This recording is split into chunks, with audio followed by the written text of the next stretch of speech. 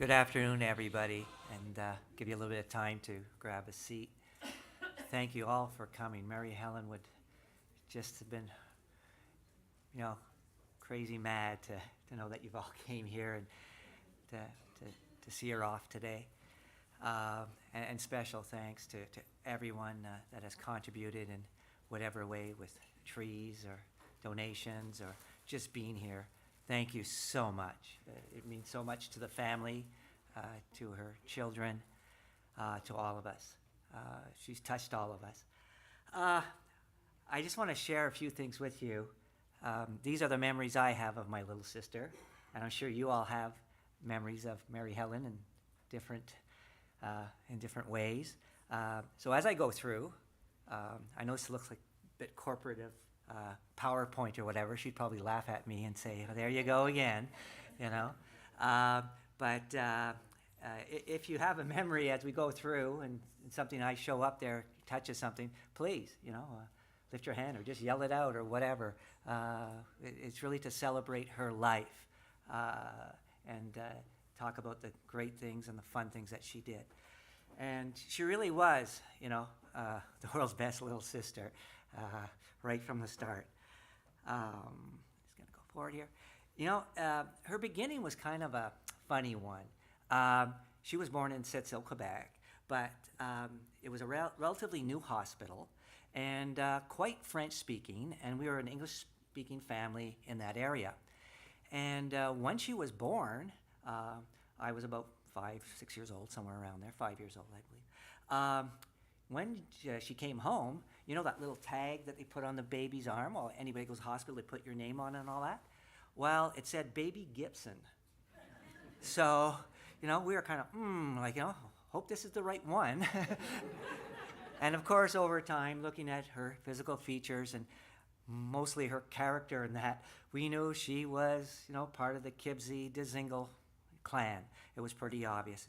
And of course, being the older brother, as we got a little bit older and we tell this story, she started, have little doubts, like, hey, am I really part of this clan or whatever? So I don't know how many of you know the cartoon where the drunk stork brings the baby to the wrong house. Well, I convinced her of that, that she ended up at our house by a drunk stork. As she grew up, it was very popular at that time, the Jungle Book. I loved it, she loved it, and for some reason, she caught on, my sister and I think Michael as well. We all started to call her Baby Baloo. It was just a love name for her, and that kind of stuck for the longest time. Her favorite story was Peter Rabbit. I don't know how many times my dad, myself, Roxana, I think repeatedly told her the story at nighttime. I'm sure, Mike, you probably got the call to do it, the duty to do that. Just so often, that was her favorite story, and she just loved it. And there was always some kind of bunny in her life all the time. It always seemed that wherever Mary Helen was, there was some kind of bunny, and you probably recognize the bunny at the front there. And after she even passed a week ago, we'd go outside, and all we did was see bunnies running everywhere. That was really her attachment, and it was really neat because I think at one time, Roxanne and Jill, I think Mary Helen stayed at your apartment for a while. Didn't she have a bunny as a pet and had it in the house, I believe? Yeah, it was way even before that. So bunnies were a big part of her life. Okay, there you go. I remember fondly, I don't know how old we were, but she must have been about 5 or so, and I was getting about 10 or whatever, and she'd make me in this little easy bake oven all kind of cakes. Every day I was getting a cake, and I was loving it. It was great, and she really treated me well, but that was one of her big things. And you can see, she was an early homemaker, and one day she was going to take care of a lot of people very well. We used to go out on the outdoor rink across from our house. Carla's here with her brother Gino. We lived on the same street. And in front of us, there was 2 schools, and there was a big skating rink in the winter. And growing up in Sept-Îles, pretty well, after Halloween, or probably on Halloween. I remember having to wear a parka at Halloween. So we had ice basically from the end of October all the way past Easter, probably the end of April. And we used to go up there and play hockey all the time. And it could be like minus 30. And my mom would wrap her up, because she would want to come with us. We'd wrap her up with a big scarf and coat and that, and we'd bring her and we'd put her in the snowbank, and she would stand there and she'd watch us play hockey for about 2-3 hours and then come home. She was a real fan, so she supported us greatly. You'll probably see there's a bowl there of all kind of mixed candies, and please help yourself. Mary Helen loved this. Bonbon mélangé. It's a French meaning, mixed candies. But the way the story goes is that my dad would go to the little corner store called Dépanneurs in Quebec. And he'd go there and he'd buy two beer at a time. And he'd get a little brown bag. And of course, when he'd go to the store, he'd bring Mary Helen with him. And she'd come back with her little brown bag. And it was always bonbon mélangé in there all the time. And my dad would come up the path after, he had it, because he knows he's going to get heck from my mom because he just bought 2 more beers. And he'd be walking up the path whistling. And little Mary Helen would be behind him with a ponytail, coming with her candies. And of course, kind of saying, okay, what do you got in there, And she was good. She would share them with us. But that was her thing. We had a big incident one day. It was called the hair incident. It sticks in my mind very clearly. Probably she was about 8 years old. She had this massive blonde hair. You see my daughter Stephanie as well, and and Marika, they have that same hair, big hair. And hers was blonde though, it was white blonde. It was sweetest blonde. Randy, I think you remember, we were all white when you first saw us, Yeah, now we're pretty well bald. But so Mary Helen, my mom just washed her hair or whatever, and she changed her clothes and she came in the kitchen. And in our kitchen, there was the door to go outside, a back door, and right next to it was a stove, a propane stove. And my mother started to make lunch, and she lit up the propane stove. And Mary Helen just gently went by, but whew, it caught on fire.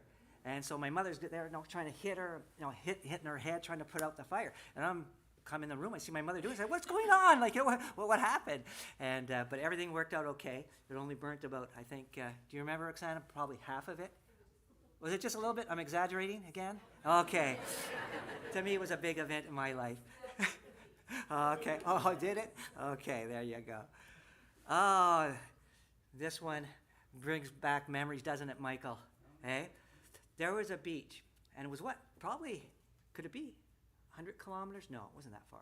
50 kilometers from where we lived? Well, in the Sept-Îles area, Gulf of the St. Lawrence, where we lived as children, there was beautiful beaches, right, Gino and Carla, you remember that? And Mary Helen loved the beach. And she used to go with her friend Nathalie, her neighbor, to this place called Point aux Anglais, right? And I think spent most of the summer there and that. But she used to like to go to the beach near there called, it was Pentecôte in French, but she used to call it Pound Coat all the time. And she'd send letters to Michael all the time, little notes. Please, please, Michael, because Michael could drive the big Buick. He was old enough.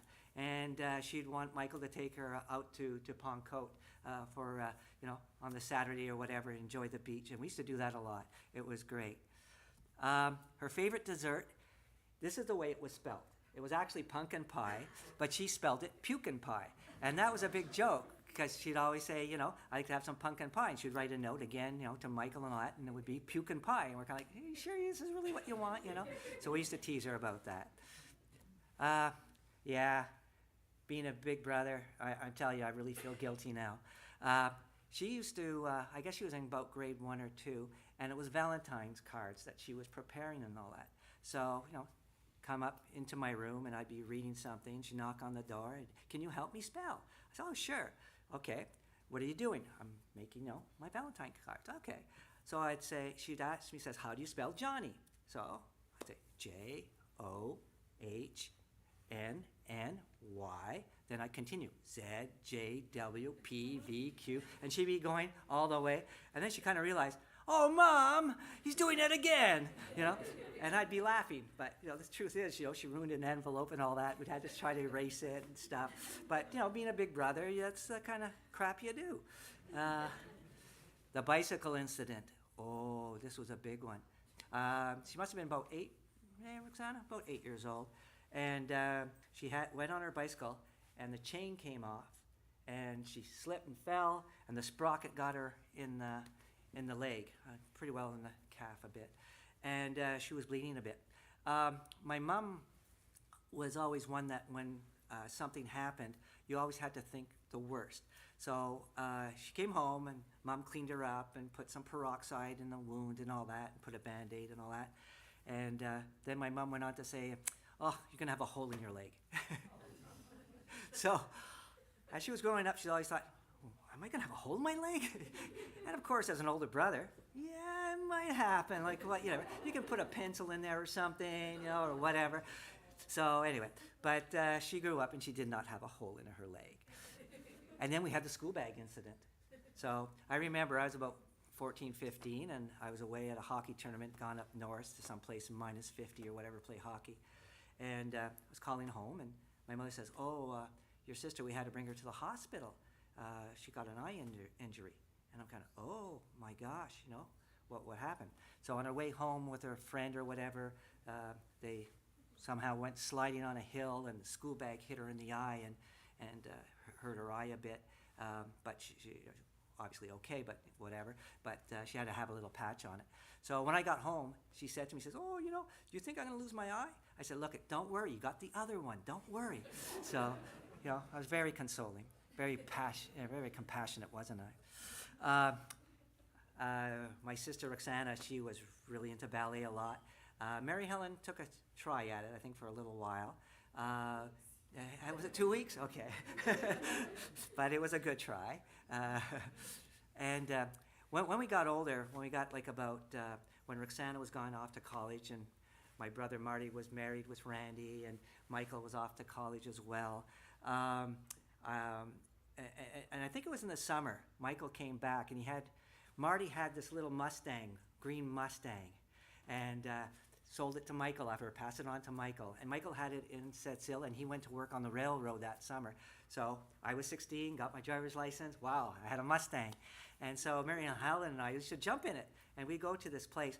It was kind of a Sept-Îles made A&W. It was not A&W, but it was, do you remember the name of that place, Carla? Over on Laurier Street, on Boulevard Loire. It was in front of the graveyard, and it was kind of a drive-in. And anyway, we used to go there sometimes and just get a burger and stuff and bring one home for my mother. So that was our little outings. And then when I was about 20 years old, I think, and Michael and I, my brother, we bought a motorcycle, and to the, what do you call it? To the, Mom was upset, let's just put it that way. And we had this motorcycle, and I drove all the way from Montreal to Sept-Îles on it and all that kind of stuff.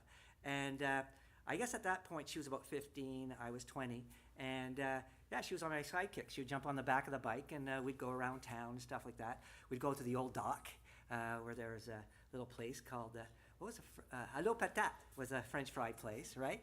And Mary Helen loved that. We used to go and get some patates. And and we'd go to the old dock and see some friends and stuff, and go to Alibaba's for ice cream and all that kind of stuff. So, yes, this is an interesting one, the bar incident.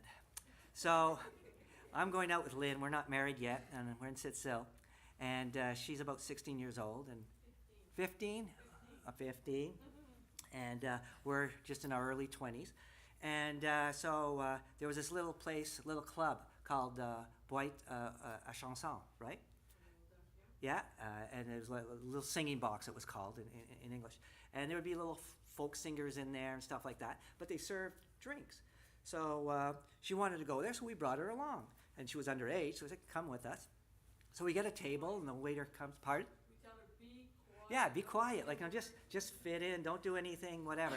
So we sit down, and the waiter comes and asks Lynn, what would you like? She took a ginger ale or something, and I took a 7-Up. Then he asked Mary Helen, what would you like? Un 50, s'il vous plaît. And the guy kind of looks, oh, okay.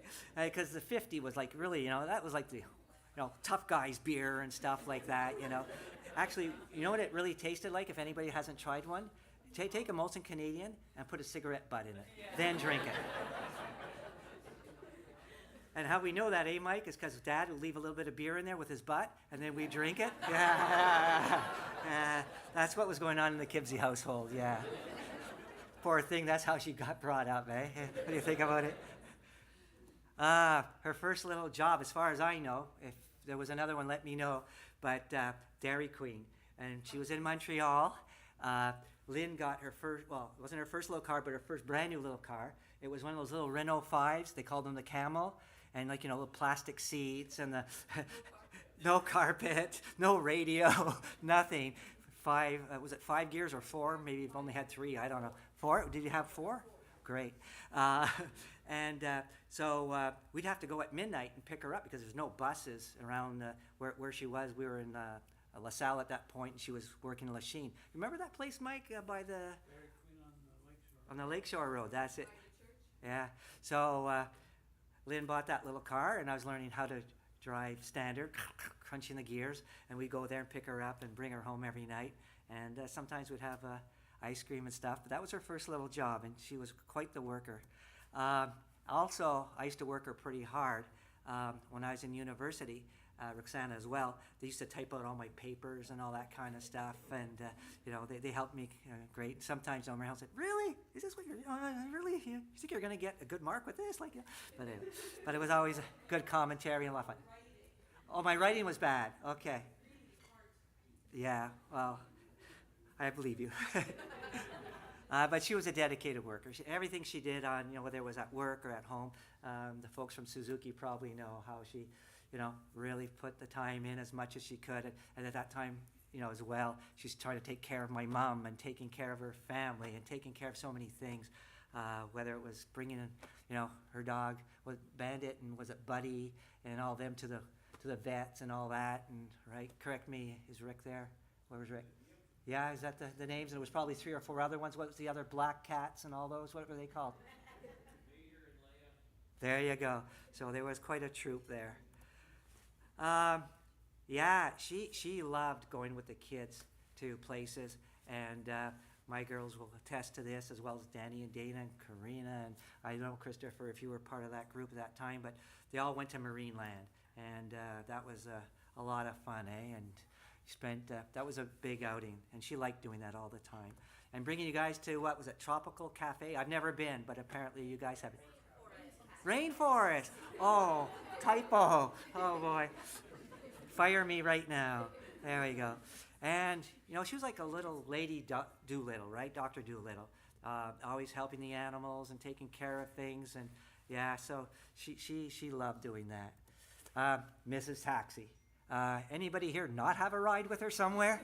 If we said we're coming in by train from Montreal or whatever, she'd be running down to Union Station, dropping Roxana off in places and going to Collingwood to see my mom in the hospital. It was never stopped, right? I think she probably had more miles than Gilles Villeneuve and the other guys. It was quite. And, she very much was caregiver extraordinaire. She did a lot for Mom and Dad, so much that it was incredible how much she did for Mom and Dad when they moved to Wasaga. She was in Mississauga and then moved up to Barrie and really took care of them, helping Dad when he was in the hospital and helping Mom when she was at home with everything. She was there every day, and when Mom went to the retirement home, she was there every lunch hour, etc., taking care of Mom and doing so much that the professional caregivers had a hard time doing things because she was doing it all, quite honestly. And as all the boys here, Patrick, Brett, Thomas, Lucas, Danny, and the whole gang, she loved you all, right?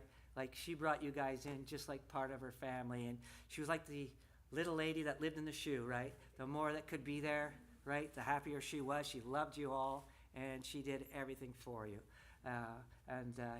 We'll miss that. So all I can say at this point is goodbye, little sister, and we hope to see you again. Thank you.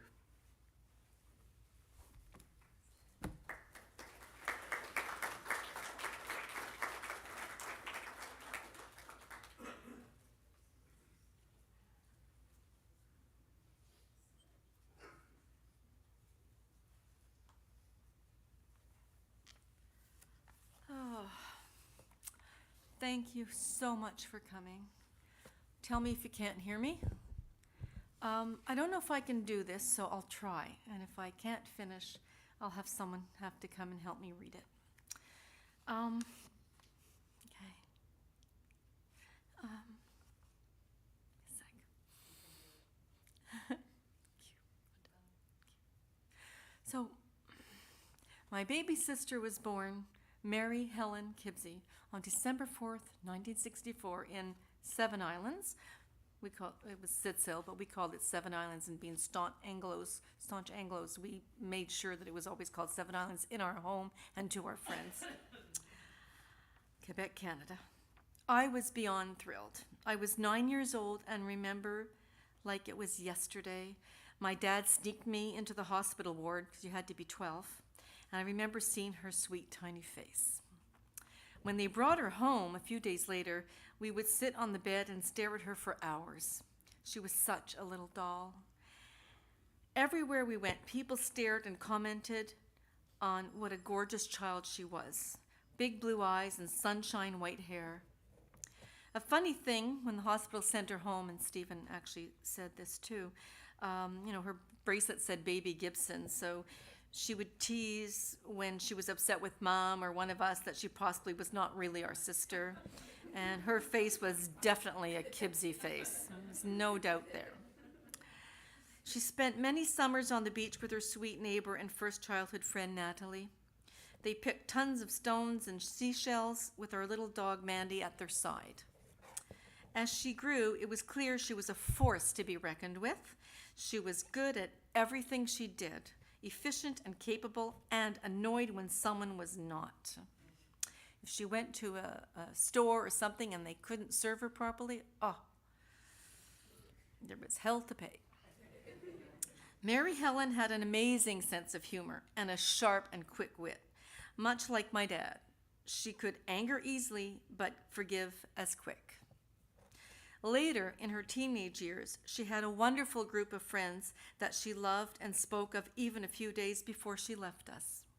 I know she would want to hug you all. It's Maria, Heather, Kevin, Keith, Carl, Neil, Hubert, and I might have missed a couple because I'm old and I forget. She loved her in-laws and remained close to Marshall, Curtis, Sandra, and cared so much for Eugene, Cam, and Dean to their death and beyond. MH was we also called her MH, was a trained medical secretary and worked briefly for the Montreal General Hospital and later at Credit Valley in admissions, but decided it was not for her and went on to other jobs like Goodyear and Suzuki. And she met many friends at her work, and they were always special to her.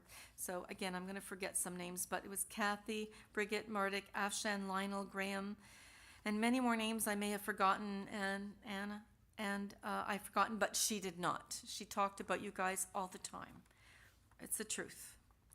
She enjoyed her new friends also at a new job and loved them all. I do not remember all their names again, but she mentioned them all the time. And I remember a few, Pierrot, Debbie, Shanice, James, help me a bit, guys. Demi Kelly. Who else at the Suzuki? Put your hands up, come on. Show us who you are. There you go. That's her Suzuki family there.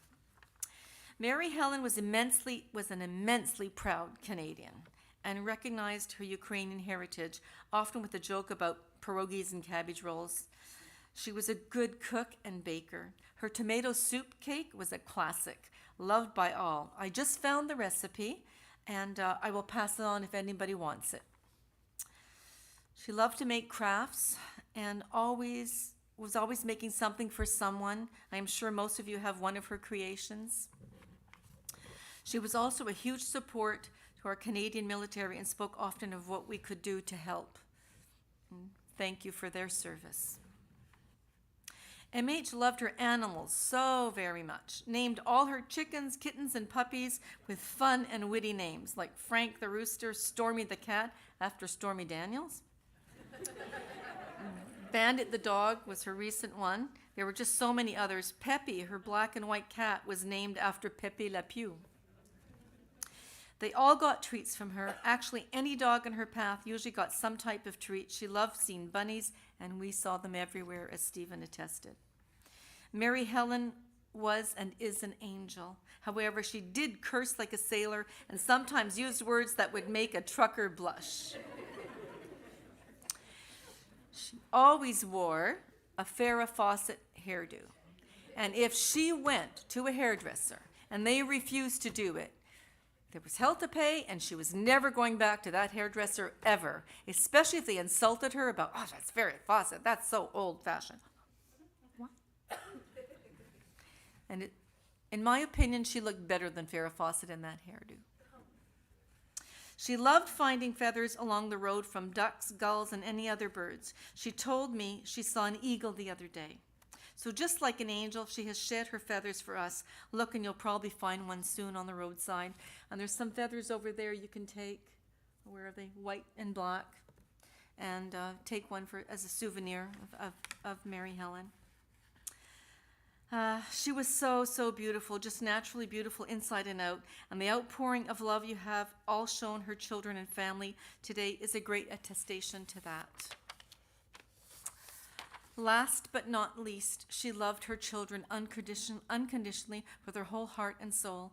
Danny and Dana, her so-called adopted ones, Patrick, Lucas, Thomas, and Brett.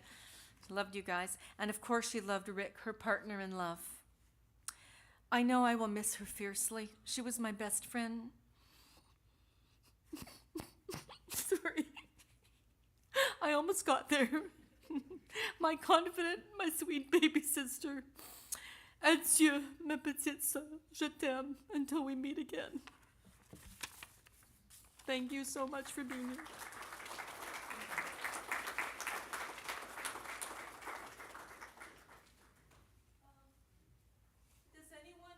Does anyone have something they'd like to say to Mary or to us, to all of us? You're very welcome to get up and give a, can be anything you'd like to talk about. I think Danny? Not now? He said no, not now. I think you've Okay. said it all. Thank you very much, Carlos. Thank you. Well, she loved her family. I don't know if I even said that, but that was obvious. She loved her family. So.